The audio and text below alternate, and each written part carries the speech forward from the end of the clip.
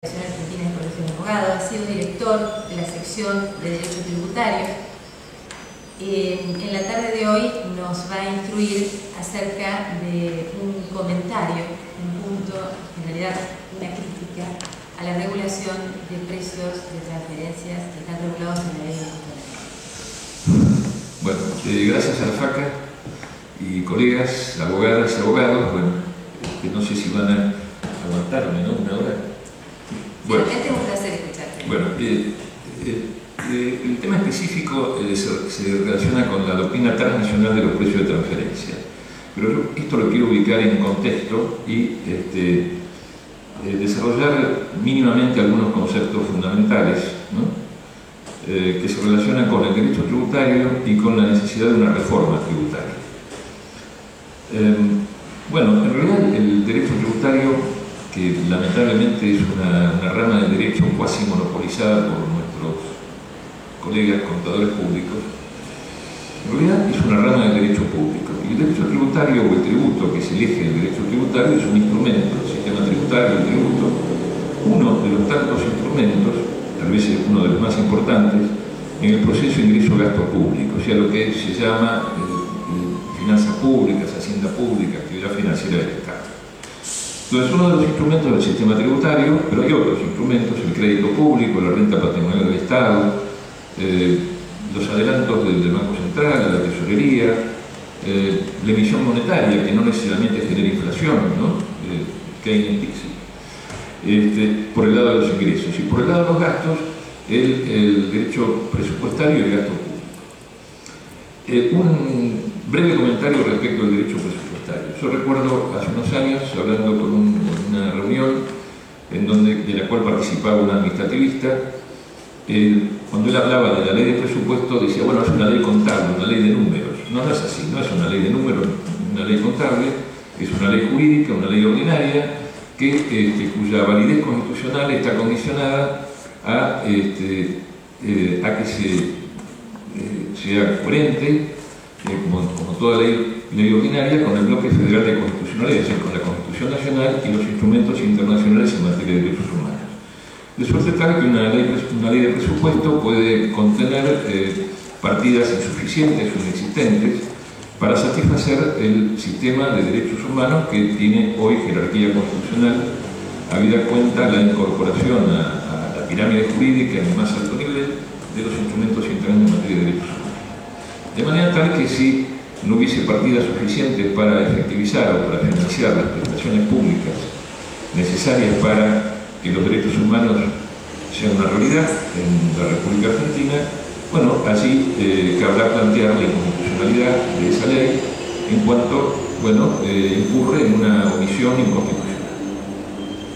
Ahora, todos estos instrumentos, está implícito en lo que decía, tienen una finalidad constitucional que es efectivizar el sistema de derechos humanos, ¿no?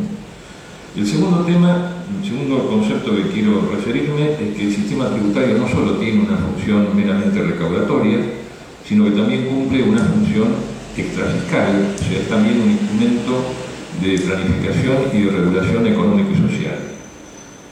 Bueno, para esto habría que pensar en impuestos que cumplen una función extrafiscal. Bueno, en su momento, un impuesto con una función extrafiscal fueran las retenciones a la exportación. Una exportación que, bueno, no tuvieron éxito por el voto no positivo del ex vicepresidente de la República, que no tenía necesariamente una función recaudatoria, sino que cumplía una función extrafiscal en el sentido de tratar de evitar que la tierra como activo estratégico de la República se deteriorase en función de que la falta de rotación de cultivos en muchos casos, y una función también social dirigida a evitar que los precios del mercado interno se equipararan a los precios internacionales. Sin perjuicio también de una función recaudatoria, porque esto importaba un impuesto a las superrentas o a los beneficios extraordinarios de un sector económico de la economía argentina. Este es el segundo tema que quería señalar, y también hace a una función redistributiva de la hacienda pública que el sistema tributario tenga como componente principal los impuestos directos a la renta y al patrimonio, a diferencia de lo que ocurre en la República Argentina, en donde el componente más importante es el de los impuestos a los consumos. Es decir, después vamos a hablar de esto, pero a nivel nacional el impuesto estrella es el IVA, impuesto al valor agregado, que es un impuesto al consumo, y a nivel provincial existe otro impuesto al consumo, más llamado impuesto a los ingresos, que es el impuesto a los ingresos brutos, que tiene como hecho imponible el ejercicio de actividades empresarias con fines de lucro. Esto es lo que dice la Ley Federal de Coparticipación, y yendo más allá de la Ley Federal de Coparticipación, resulta que las distintas legislaciones provinciales incorporan el hecho imponible a la actividad cooperativa, que si bien es una actividad empresaria, no es una actividad lucrativa, porque el excedente se retorna a los asociados de la cooperativa. Este es un planteo que nunca hizo nadie, pero realmente las leyes provinciales tienen que ajustarse a la Ley Federal de Coparticipación, y esta define el hecho imponible como el ejercicio de actividades empresarias con fines de lucro. Y luego habla de otras actividades, oficios, profesiones, etcétera, etcétera.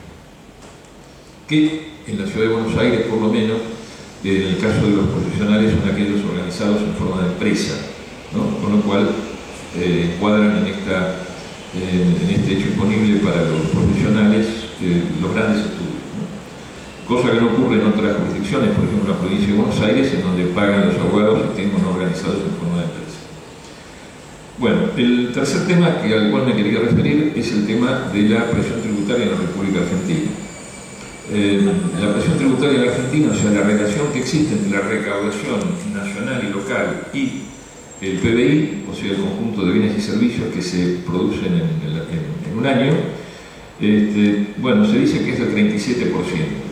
Estaría conformado 32% presión tributaria nacional, el conjunto de los tributos que recauda la AFIP, y un 5% los impuestos, los tributos, básicamente impuestos que recaudan las jurisdicciones provinciales, incluyendo, por supuesto, la Ciudad de Buenos Aires, que más allá de lo que diga la Corte con alguna disidencia, hoy por hoy yo creo que es una provincia más, ¿no?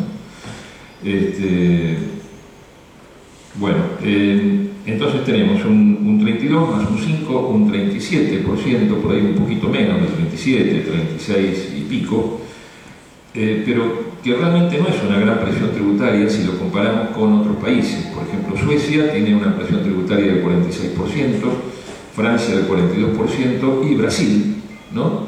Que triplica nuestro Producto Bruto, nuestro PBI, tiene una presión tributaria del 38%. Y en este momento yo no sé realmente si no sé, no lo pude chequear, si el PBI está integrado solamente por el PBI blanco o también está integrado por la economía subterránea.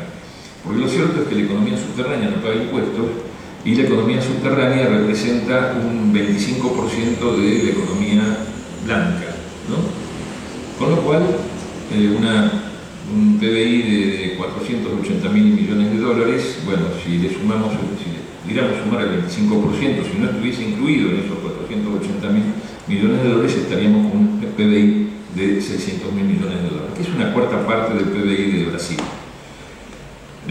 Pese a que allá por el año 1958, con la presidencia de Frondizi, el PBI argentino era mucho más importante que el PBI brasileño. Pero bueno, el PBI Brasil desarrolló sus fuerzas productivas, cosa que la Argentina lo hizo en algunos periodos y en otros periodos no, porque hubo procesos de desindustrialización.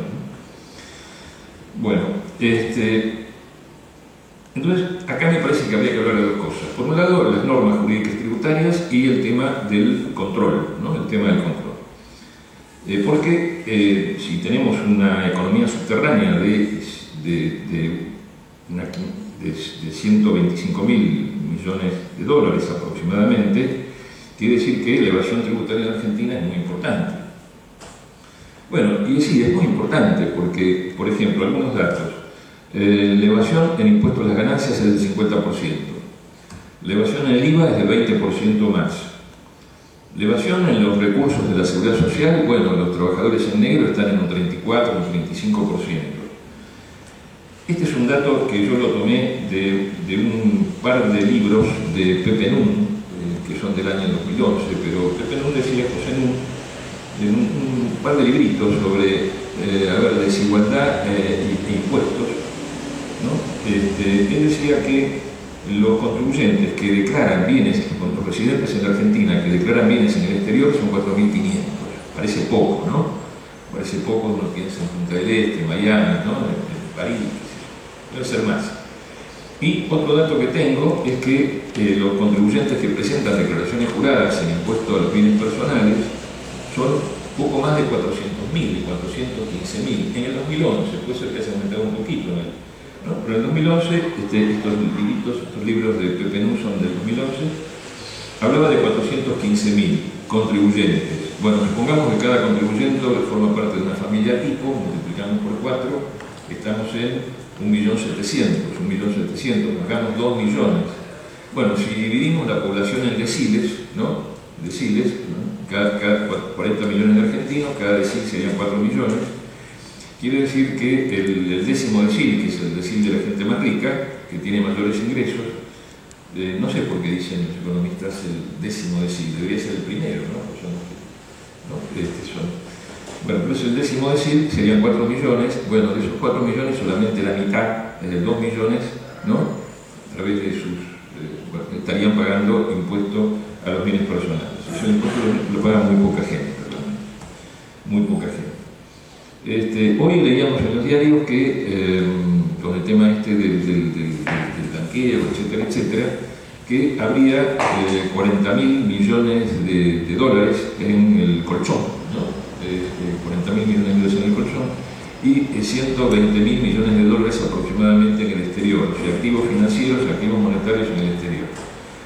Bueno, lo cierto es que yo el año pasado estaba leyendo un trabajo de una organización no gubernamental inglesa que dice que el dinero negro en el exterior no es de 120.000 millones de dólares, es de 399.000 millones de dólares, casi 400.000 millones de dólares, frente a un PBI de 480.000, o sea que realmente hay mucha gente que fuga capitales y que tiene el dinero en el exterior. Y esto hay un comentario que yo escuché ayer en una jornada de economía, donde marcaba la diferencia que existe entre los países de América Latina y países como Corea del Sur, por ejemplo, ¿no? Como en los países de América Latina hay fuga de capitales, entonces no hay mucha reinversión, ¿no? No hay mucha reinversión. Cosa que no ocurre en Corea. Corea del Sur, ¿no? La reinversión es mucho más importante que en la República Argentina y Corea se desarrolla no de manera cíclica, sino es una línea recta, ¿no? Claro, lo que pasa es que no hay fuga de capitales, hay mucha reinversión. Y alguien preguntó, bueno, pero a ver, en Corea los trabajadores la pasan muy mal, y la respuesta fue no la pasan, un economista chileno, ¿no?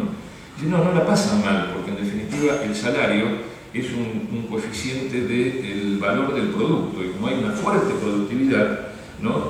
La clase trabajadora en Corea del Sur gana más, o tiene un ingreso mayor al ingreso que tienen los países europeos.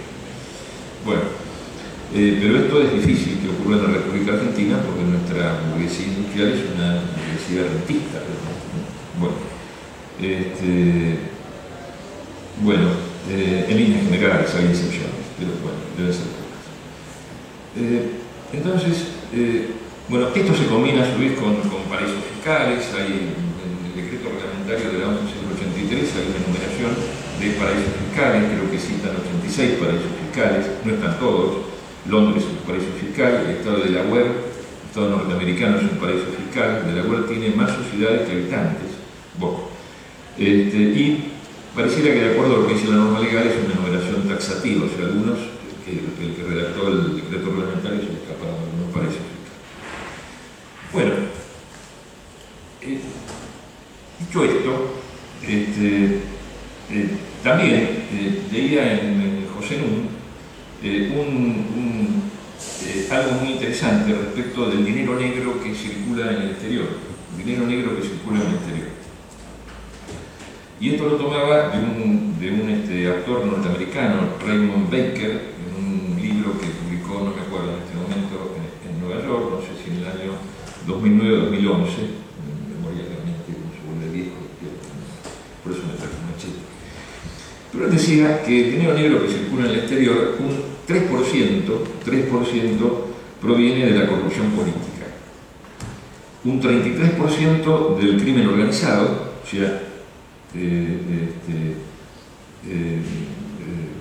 caso de narcos, la trata, el comercio ilegal de armas, o sea, un 3% corrupción política, que es bastante un 3%, ¿no? Pero es un 3% de mucha plata, que es dinero negro que circula en el exterior, y de ese dinero negro el 50% proviene de países subdesarrollados, dependientes o periféricos, ¿no?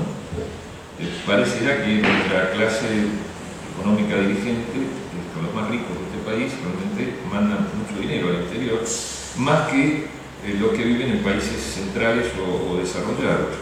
Bueno, el 50% de los países periféricos, y los países, sumamos el PBI de todos los países periféricos, nos va a dar menos del 50%.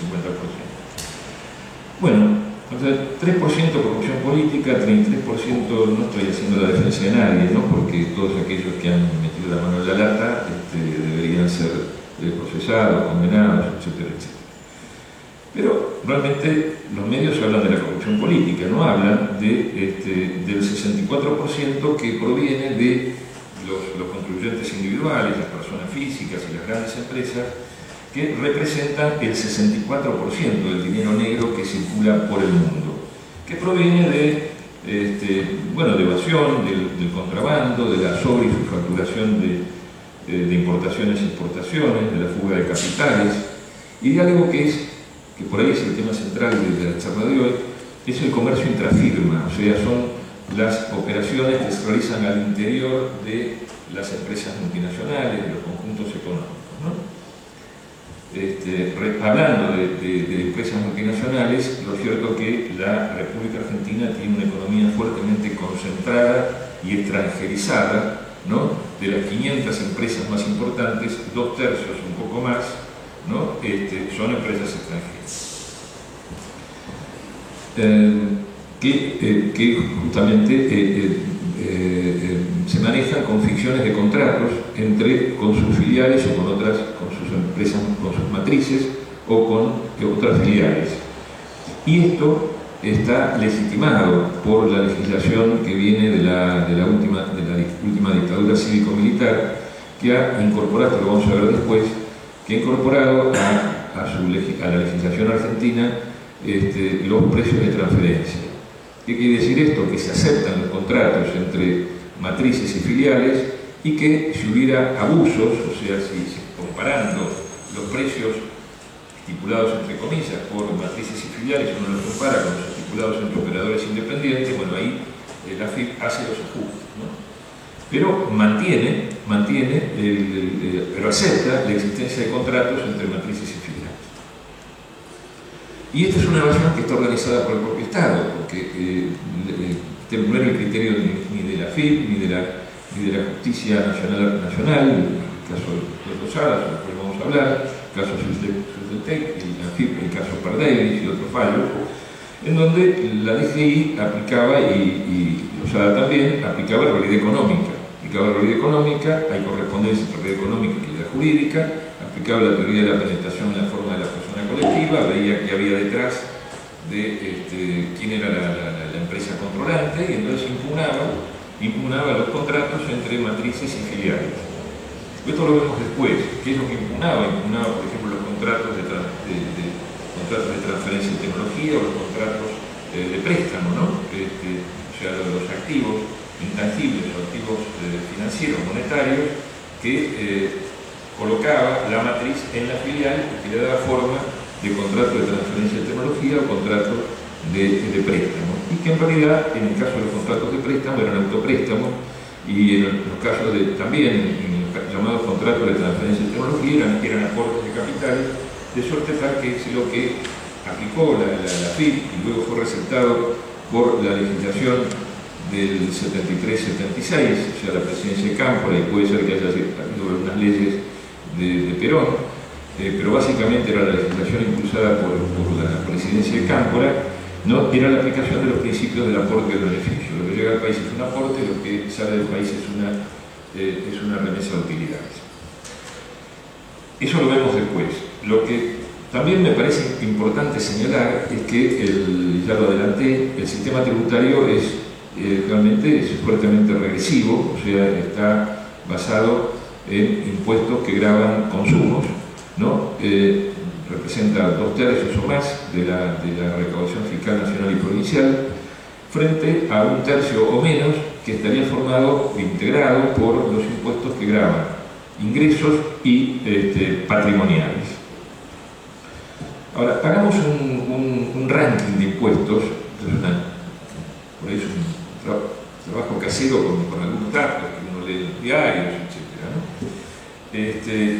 Bueno, el impuesto que más recauda en la República Argentina es el IVA, el impuesto al valor agregado, que es un impuesto indirecto al consumo, que pagan los responsables inscritos en el IVA,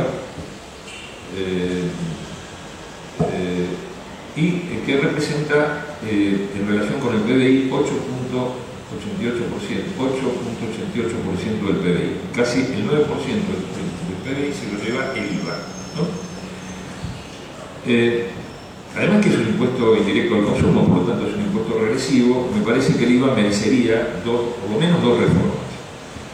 Una reforma desde la perspectiva del principio constitucional de capacidad contributiva es que no parece constitucionalmente válido que el IVA grave los artículos de primera necesidad, en la medida que más o menos un 20% de la población vive por debajo del nivel de pobreza, no tiene capacidad contributiva, no tiene capacidad económica.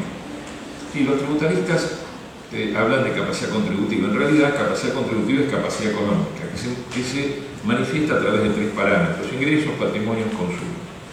Bueno, el IVA no grava ingresos, no grava patrimonios, grava consumos. Y resulta que, en definitiva, a través del mecanismo de la traslación, de la incorporación del IVA a los precios, lo terminan pagando los consumidores, que es lo que quiere la ley, ¿no? Por eso que hay un contribuyente que es el autor del hecho imponible, pero en definitiva el titular de la capacidad contributiva es el consumidor. Ahora resulta que en materia de artículos de primera necesidad, esta franja de la población que vive por debajo del nivel de pobreza no tiene capacidad económica y tiene que pagar IVA. Los únicos artículos que no pagan IVA son la leche y los medicamentos. El resto paga IVA. Yo ayer comenté en esta jornada organizada por el IAD, el Instituto Argentino para el Desarrollo Económico, que tiene una revista, Rodilla Económica, me pidió un artículo y yo dije, bueno, había solo 3 productos y me equivoqué. ¿Por qué? Porque cité como tercer producto el pan, pero lo cierto es que el pan también paga IVA, ¿no? Una modificación creo que la presidencia Kirchner. Bueno, y otro, esta me parece que es un impuesto inconstitucional. Claro, en algún momento alguien habló de eximir a los artículos de primera necesidad, pero un ministro de Economía de La Baña dijo, bueno, no, pero a ver, si eximimos a los artículos de primera necesidad, en definitiva los comerciantes no van a bajar el precio de los productos que venden. Y bueno, eso se soluciona bien con un control de precios o bien se soluciona con un subsidio, ¿no? Porque también no todo el mundo, hay gente que paga artículos de primera necesidad y que también no está dentro del margen de aquellos que viven por debajo del nivel de pobreza. Que si es el 20% serían 8 millones en Argentina, ¿no? 20%, bueno. Bien, estamos entonces con el IVA 8.88 del PBI. El segundo impuesto, que realmente es un impuesto, son los recursos de la seguridad social, ¿no? Son los aportes previsionales del cual es contribuyente el trabajador y que lo paga a través del empleador, que le retiene el aporte provisional, y a su vez las contribuciones patronales, contribuciones de seguridad social, en donde el contribuyente es el empleador. Bueno, este segundo recurso tributario, yo creo que en realidad es un recurso también, es un impuesto indirecto, Con el caso del empleador, lo que está agravando es la nómina salarial, ¿no? Que es uno de los componentes del costo. Y en lo que respecta al aporte previsional, que es contribuyente del trabajador, como tiene un techo y una tasa fija, me parece que también es regresivo, porque el que menos gana paga más recursos de la seguridad social. Bueno, pero esto va segundo con casi un 8%. IVA 8,88, recursos de la seguridad social 7,99. En el 2003 era mucho menos, era el 2,8%. 2003 2,8, actualmente 7,99. ¿El porqué de la diferencia? Bueno, porque en los últimos años es una fuente de trabajo, pero básicamente porque se está estatizando el CFJ. ¿No? Antes, una parte de los recursos de la seguridad social iban a la CFJ. Donde tenemos 8,88, 7,91. En tercer lugar, lo tenemos el impuesto a las ganancias. El impuesto a las ganancias representa algo así como el 6,30 del PBI. Tercero, 6,30 del PBI. En el año 2000 estamos en 3,4 del PBI. O sea, actualmente pasamos del 3,4 al 6,30. Bueno, esto en alguna medida se puede deber a el proceso inflacionario, el hecho de que el ajuste por inflación esté suspendido, ¿no? Suspensión que generó alguna jurisprudencia importante de la Corte, el caso Candy, ¿no? Que dijo, bueno, a ver, yo el impuesto nominal, el impuesto a las ganancias, si lo comparo, el impuesto a las ganancias, de acuerdo con la FIC y de acuerdo con este decreto de suspensión, se calcula en función de la ganancia nominal, pero si yo comparo el impuesto con la ganancia real, resulta que hay una absorción confiscatoria superior mayor al 50%, ¿no? Creo que en el caso Candy la cosa andaba en un 52, un 55, un 57%. O sea, hay que acreditar esta absorción confiscatoria, no es suficiente una certificación contable emitida por un contador del contribuyente, pero sí una pericia contable. En este caso la Corte acepta, compara el impuesto a las ganancias con la ganancia real y bueno, si excede determinado nivel de impuesto, que la jurisprudencia de la Corte para impuestos que tienen una finalidad fiscal ha fijado el 33%, bueno, dijo la Corte que en realidad el 33% tampoco es una fórmula matemática, se puede aceptar más. 23% que tampoco juega en impuestos con una función extrafiscal. Hay un fallo interesante que es Montarcé, en donde se trataba de un impuesto aduanero de importación que equivalía ese impuesto a varias veces el valor del producto importado. Entonces Montarcé planteó, bueno, no, pero este impuesto aduanero excede más del 33% del producto importado. La Corte le dijo, no es así, los impuestos con una función extrafiscal no juega el límite del 33%, porque si el Estado puede prohibir el ejercicio del poder de policía en la importación de productos extranjeros competitivos en la industria nacional, puede hacer lo mismo con un impuesto virtualmente prohibitivo, como puede ser que el impuesto a los cigarrillos, que aparentemente aparece ahí en las marquillas por los canas, ¿no? Bueno, esto podría ser un impuesto muy fuerte para desalentar el consumo de cigarrillos. A me olvidé algo. El IVA yo dije que habría que modificar, habría que buscar alguna solución a través de los artículos de primera necesidad, o bien eximirlos o bien subsidiar a esa franja de la población que vive por debajo del nivel de pobreza. Pero las tasas del IVA son el 21%, la tasa básica, después en determinados servicios y alimentos gravados es un 10,5% y hay una tasa más alta para los servicios públicos que es el 27%. A mí me parece que se podría equiparar a la tasa del 27 los artículos suntuarios. En definitiva, los artículos suntuarios son consumos que pagan gente que tiene verdaderamente capacidad contributiva, importante capacidad contributiva. Los objetos suntuarios están gravados, estuvieron tradicionalmente gravados por los impuestos internos.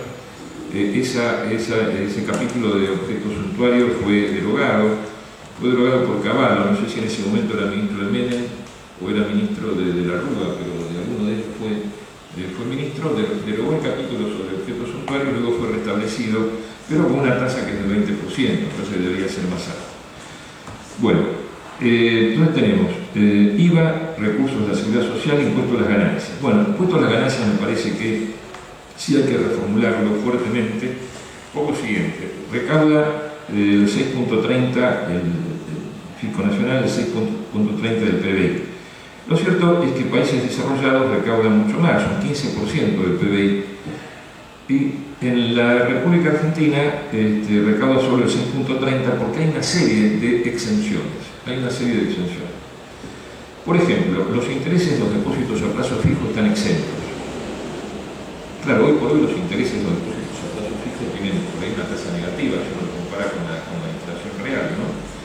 Bueno, pero se podría establecer que los intereses de los depósitos a plazo fijo están grabados para aquellos depositantes que son contribuyentes del impuesto a los bienes personales, que tienen un patrimonio que excede a partir de los 305.000 pesos. Los títulos públicos también están exentos, las obligaciones negociables están exentas. El resultado de la venta de acciones están exentos. Las operaciones financieras, ¿no? Las transacciones financieras están exentas. La tasa progresiva, por ahí es cierto, hay que aumentar un poco el mínimo imponible, el adicional de cuarta categoría, etc. Las cargas de familia, ¿no? Bueno, por ahí habría que aumentar algo, el mínimo imponible, y también habría que modificar las escalas, porque uno es una tasa progresiva por escalones, o sea, el primer escalón paga el 9%, el segundo escalón creo que el 14%, y así sucesivamente hasta llegar al último escalón, que es el 35%.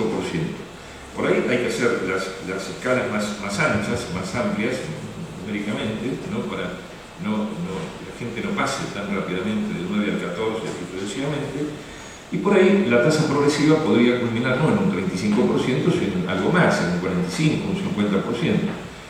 En la década del 80, en muchos países, la tasa progresiva llegaba a un 45% o un 50%. Bueno, luego me parece que también habría que pensar en términos de la gran minería, ¿no? Porque la gran minería no paga virtualmente impuesto a las ganancias. ¿Por qué?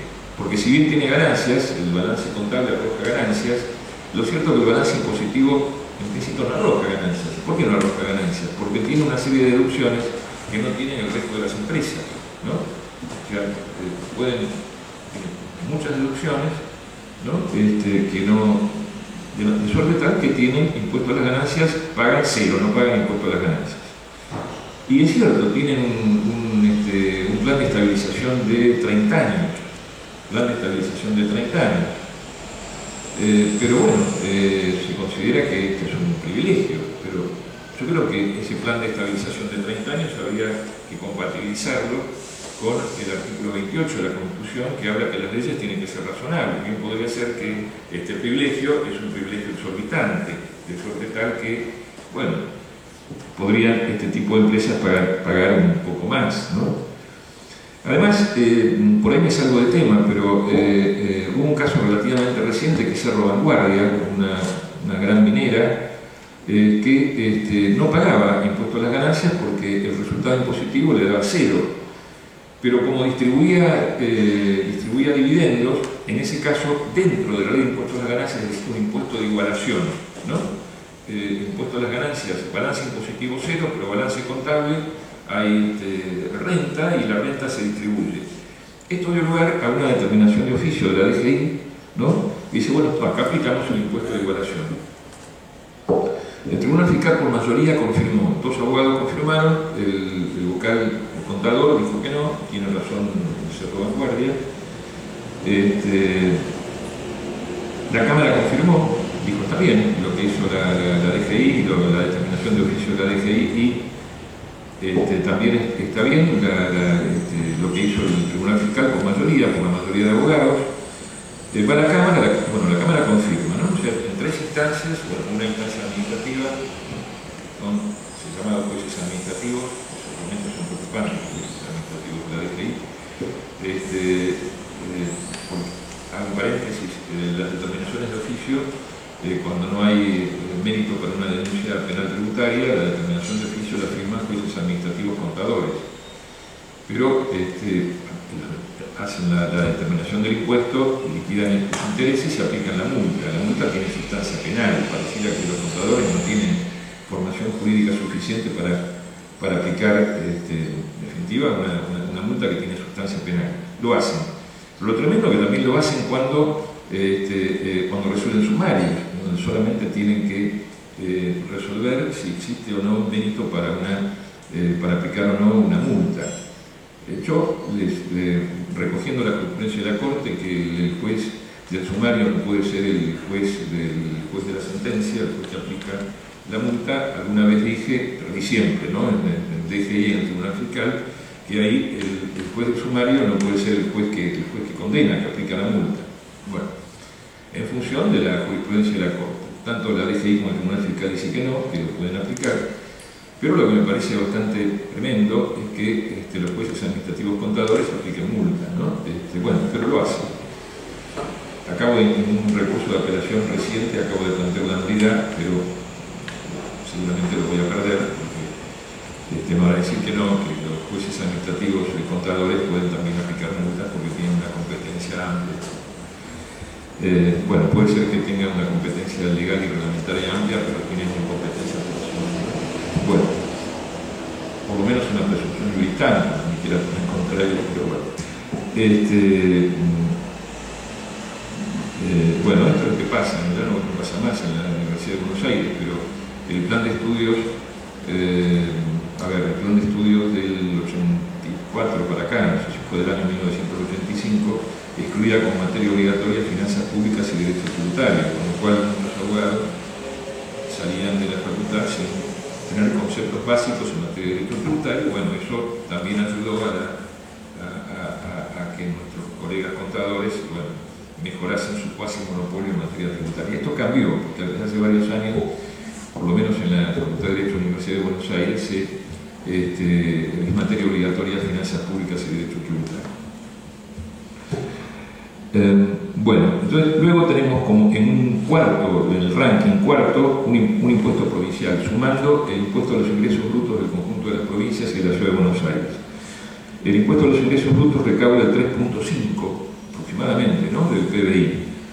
¿Por qué? Porque el impuesto a los ingresos brutos es el impuesto estrella a nivel provincial, ¿no? Es decir, 70%, 75% proviene del impuesto a los ingresos brutos, que es el viejo impuesto a las actividades lucrativas, que también la dictadura cívico-militar le cambió el nombre, puso impuesto a los ingresos brutos. ¿Para qué?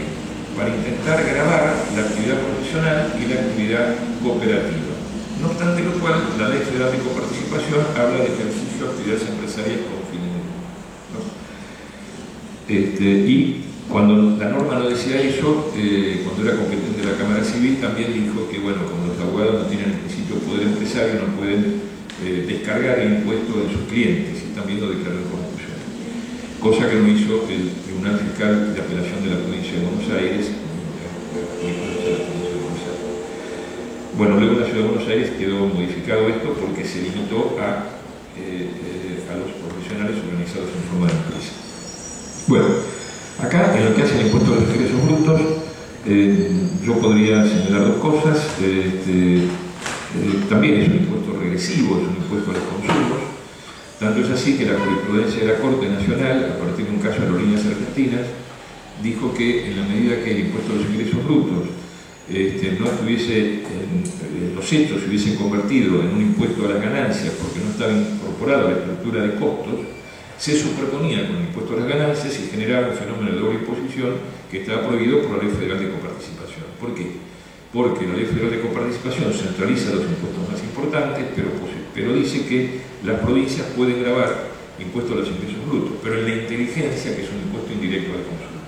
Acá se había transformado, en el caso de Aerolíneas Argentinas, ahora no lo podrían invocar más las compañías aéreas porque existe una tarifa en banda, pero en ese momento existía una tarifa fijada por el Estado que en la estructura de costos no incorporaba, no contenía el impuesto a los ingresos brutos, con lo cual se transformaba en un impuesto directo a la renta y se superponía con el impuesto a las ganancias. Jurisprudencia que, de acuerdo con la Corte actual, todavía está vigente en principio para el transporte interjurisdiccional de cargas, porque salvo los trayectos libres, pero el grueso de los trayectos de este tipo de empresas También está fijada la tarifa por el Estado y en la estructura de costos no contempla el impuesto a los ingresos brutos. En cuanto al impuesto a los ingresos brutos, quisiera decir dos cosas. Una cosa es lo que ya dije, que es el tema de las actividades cooperativas, que me parece que no está grabada, que es inconstitucional.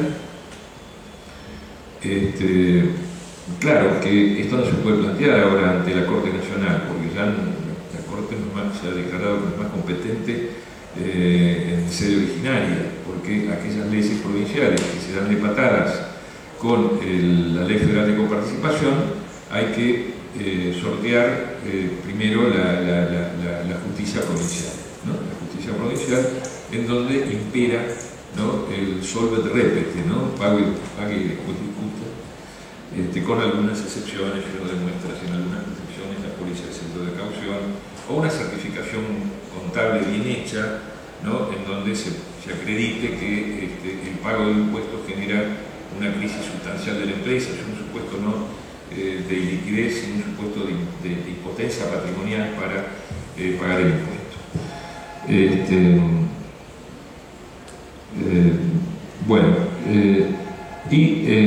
El impuesto a los ingresos brutos, yo quiero señalar algo que parece ser que el Superior Tribunal de Justicia de la Ciudad dice que no, pero lo cierto es que el pacto fiscal del año 1993 exime a la actividad industrial, salvo en el caso de una empresa industrial cuando vende al consumidor, pero básicamente la actividad industrial está exenta.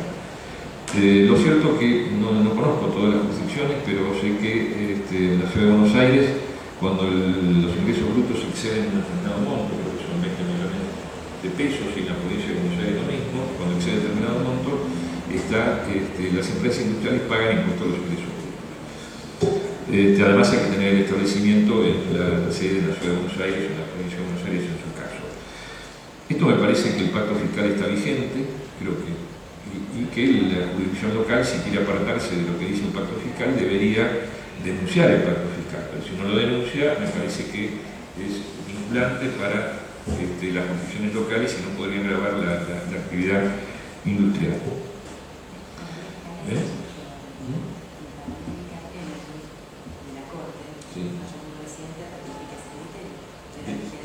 De la vigencia del pacto. En cambio, el Tribunal Superior de la Ciudad de Buenos Aires dice que no, o sea, convalidó una ley de la Ciudad de Buenos Aires que grava la actividad industrial. Recuerdo sí que hay alguna jurisprudencia de la Corte Suprema de Tucumán, habría que ubicarla, que también declaró inconstitucional una ley de los Balcanes.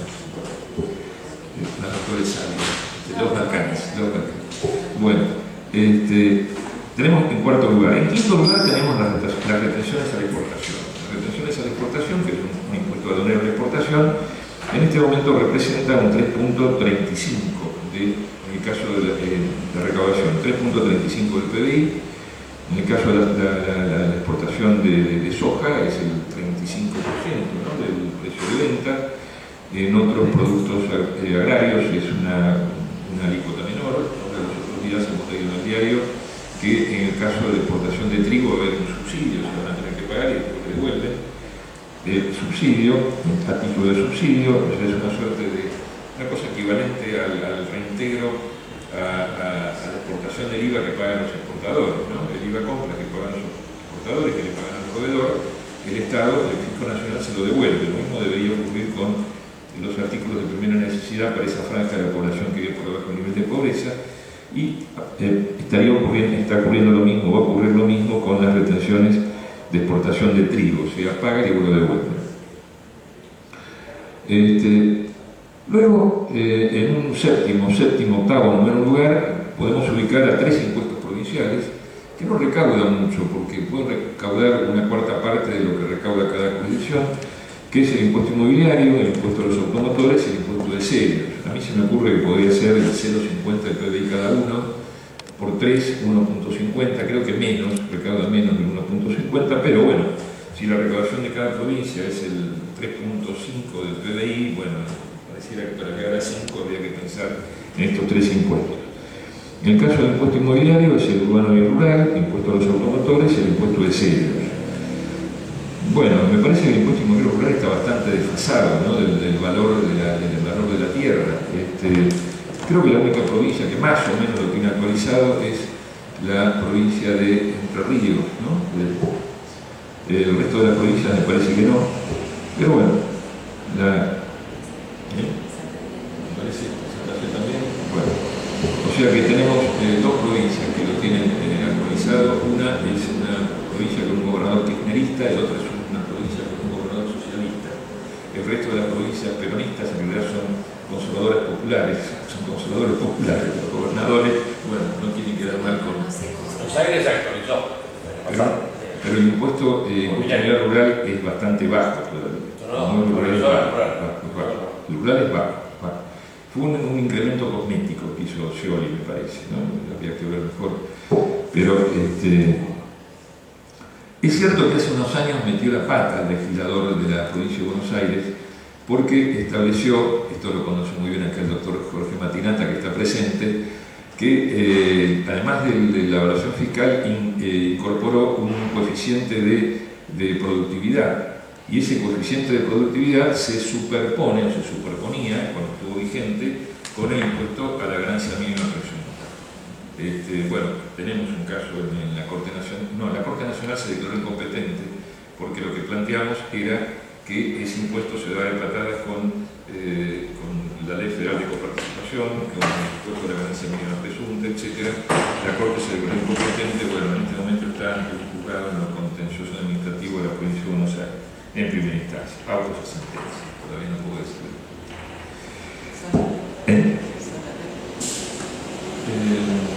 Solo el repete, sí, solo el repete, sí, pagamos y después repetimos. Bueno, luego tenemos, bueno, estos tres impuestos. Luego tenemos el impuesto a los combustibles. Hay tres leyes, ¿no? que gravan los combustibles, gas, etcétera, etcétera. Esperemos que cuando sale un registro jurídico argentino unifique las tres leyes, ¿no? O sea, título 1, título 2, título 3. Bueno, el impuesto a los combustibles 0.98 del PBI. Luego tenemos los impuestos aduaneros a la importación, 0.90 del PBI. Se me ocurre, ¿no? que podría reformularse la alícuota de la importación de productos de alta gama, ¿no? Que también. Bueno, 0.90 impuesto aduanero a la importación. Impuestos internos, 0.62. No recaudan mucho: cigarrillos, tabaco, bebidas alcohólicas, analcohólicas, suntuarios, una tasa del 20%. Ayer escuchaba lo siguiente. Nosotros tenemos una industria automotriz. La industria automotriz, parte lo vuelca al mercado interno, parte lo exporta. Pero el componente nacional, más bien son armadurías. El componente nacional representa solo un 26%.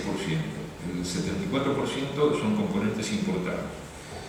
De manera tal que en el balance entre lo que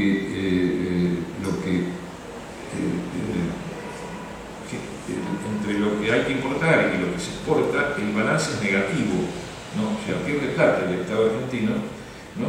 Y esta es una de las causas porque la diferencia entre lo que se exporta y lo que se importa el año pasado fue 14.000 millones de dólares, este año posiblemente sea menos. Pareciera que el balance de pagos todavía es mínimamente positivo. Bueno, pero a mí se me ocurre que en impuestos internos se podría establecer un impuesto a los automotores, un impuesto que creo que está suspendido, por lo menos un impuesto a los automotores de alta gama que se fabrican en el país, o un impuesto a los automotores, grabarlo. Realmente cada vez se hace más difícil circular por la ciudad de Buenos Aires, ¿no? Hay muchos autos. Alguna vez hubo un intento, creo que el gobierno de Lanús, que un día podían circular por la ciudad de Buenos Aires los números pares y otro día los números impares. Había gente que tenía dos chapas, ¿no? Bueno, hecha la ley, hecha la trampa, ¿no? Bueno, además, realmente, ¿no? De los cantes del Gran Buenos Aires vienen los autos solos, podrían ser más solidarios en 3 o 4, ¿no? Entre 4 y llegan, pueden llegar 4 autos en un solo auto, ¿no? Vienen juntos, se van juntos, algunos lo hacen poco. Bueno, eso sí en estudio lo hacen, ¿no? De varios se compraron una combi y bueno, ya sabes. Bien, creo que impuestos internos se podría establecer, creo que está suspendido el impuesto a los automotores, se puede establecer impuestos a los automotores con una tasa progresiva, de acuerdo con la categoría del auto, el modelo del auto, etcétera, etcétera. Y establecer también que la tasa puede aminolarse en la medida que se vaya incrementando el componente nacional. Lo que escuché ayer, el componente nacional es del 26%, pero también hay empresas argentinas que fabrican componentes que ahora están siendo también vendidas a las empresas brasileñas, o sea que por ahí es menos del 26%. Bueno, impuestos internos, el 0,62. Luego tenemos el impuesto a los bienes personales, que realmente me parece que recauda muy poco, 0,60. Hoy lo adelanté un poco, pareciera que son 400.000, 415.000 los contribuyentes de impuestos a los bienes personales. El otro día salió una resolución general de la DGI en donde presume que una familia un contribuyente que tenga ingresos que exceden más de, a partir de los 500.000 pesos, que no es mucho, 500.000 dividido 12 son 41.666 pesos al mes, ¿no? Y con un patrimonio de 305.000 pesos o más, se presume que tiene personal doméstico. Los otros días leía algunas cartas de lectores de La Nación que decían que era una barbaridad, ¿no? Pero a mí me parece que realmente, ¿no? El que tiene un ingreso de 41.000 pesos mensuales y un patrimonio de más de 305.000 pesos o más, ¿no? Bueno, es una presunción razonable, además no es una iuris de iuris, a mí te pueden comprar. Claro, por ahí es difícil, por el contrario, que seguramente tendrá personal y probablemente un negro, porque alrededor del personal doméstico creo que un 80% está en negro, ¿no? Está declarado. Bueno, ahora creo que lo declararán, ¿no? Bien, no es tanta la carga social, hasta ahora, hasta este mes son 95 pesos, creo, porque el mes que viene son 135, ¿no? 135, a ver si lo dividimos por el dólar blue, son el equivalente a 13 dólares. Es un Marlboro de un poquito más, un Marlboro que está 10 pesos y algunos caramelos. Bueno, luego tenemos el monotributo, hay 1.700.000 contribuyentes, recauda muy poquito, el 0,17. Nada, y el impuesto a la ganancia mínima presunta, por lo que no sé si es un error, el 0,07. Ahí llegamos a un 37%.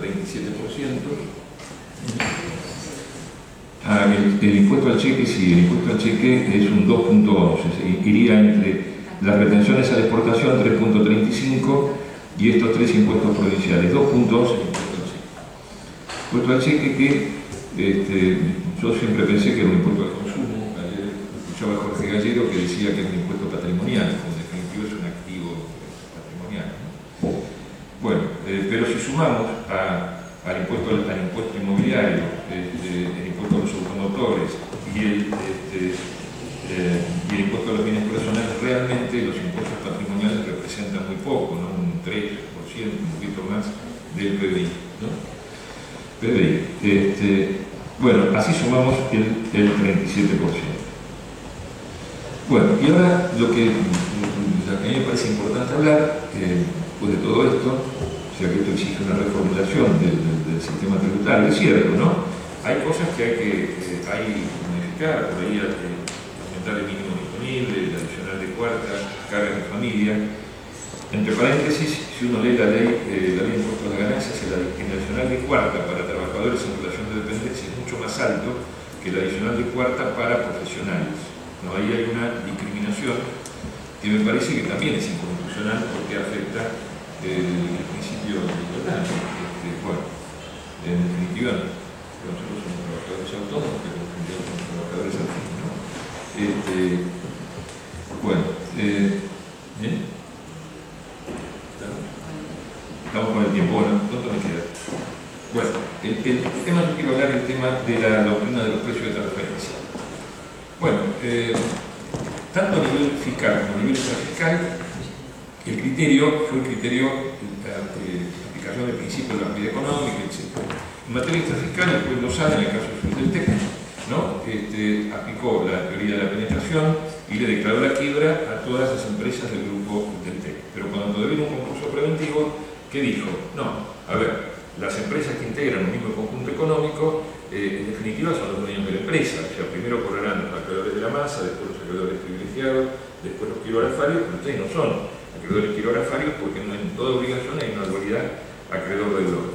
Esto es un fallo del juez Lozada. Paralelamente, la FIP, o la DGI en ese momento no era FIP, también lo que sostenía impugnaba los contratos entre los llamados contratos entre empresas económicamente vinculadas, ¿no? O sea, entre matrices y filiales. En el caso del juez Lozada, esto fue confirmado por la Cámara de lo Comercial y fue confirmado por la Corte en el año 1973. En el caso del Par Davis fue confirmado por el Tribunal Fiscal con una disidencia que era también un contador, ¿no? Que había sido gerente de una empresa multinacional, luego se había jubilado, bueno,